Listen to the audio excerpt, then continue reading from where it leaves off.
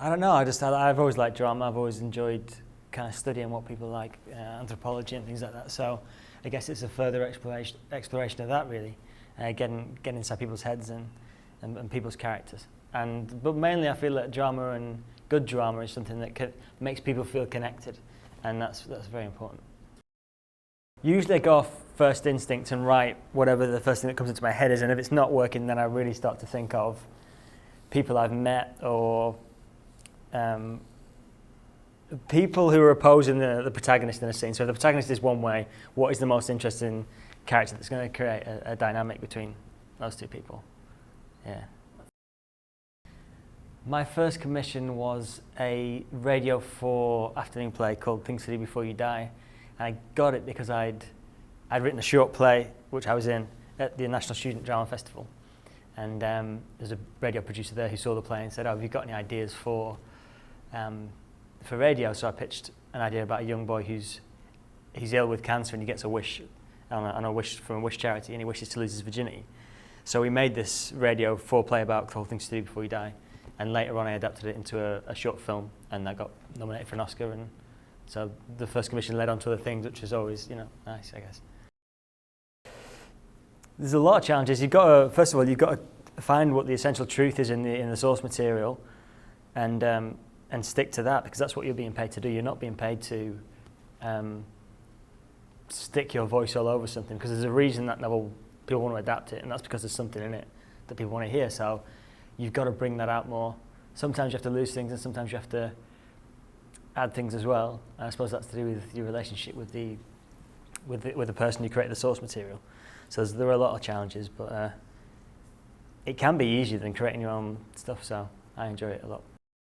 There's so many, but my favourite is in The Sopranos episode called Pie Oh My, when Tony goes into the stables where he's a part owner of a horse, and he sits there and there's a shot at the end with steam coming off the still horse, and he's smoking a cigar in the background, and it's just perfect drama. When I get writer's block, or when I feel like I'm really stuck, I feel it physical symptoms. I get kind of arthritic pains, and I get headaches and stuff. So usually I just try and I go for a walk, I clean the house, ring my script editor and just moan at her. I don't know, I just try and, sometimes it's about waiting. It's just about waiting, because I think you process a lot of things subconsciously, so you can't just sit there and think directly about it. You have to just get on with things and just hope there'll be a shift, and there always is.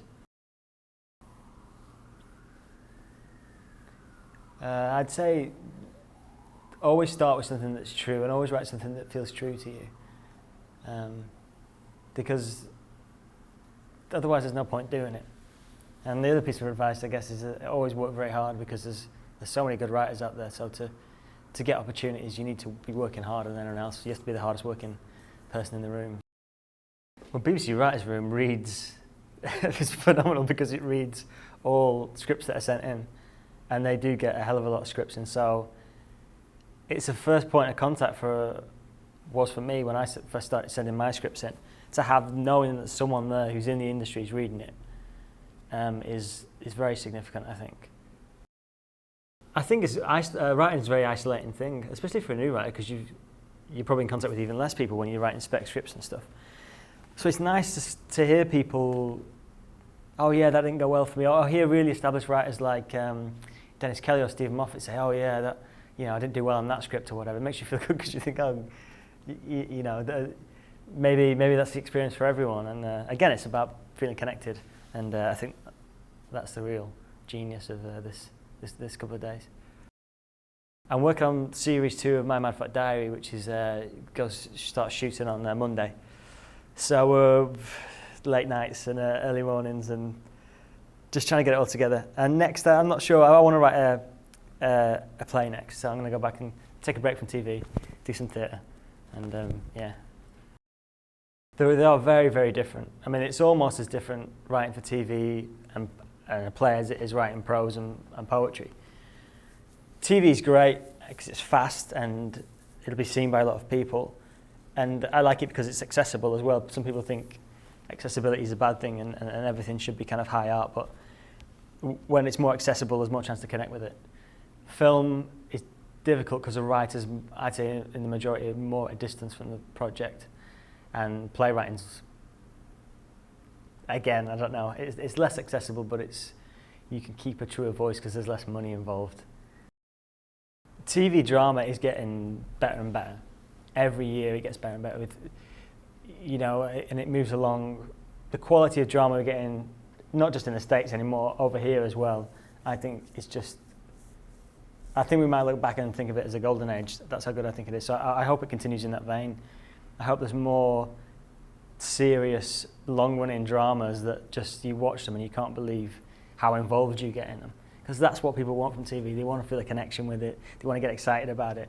And shows like Breaking Bad and going all the way back to Sopranos and Oz have really changed TV. They've made us think. They've almost stepped on the toes of film, in terms of quality. So I hope it keeps going that way.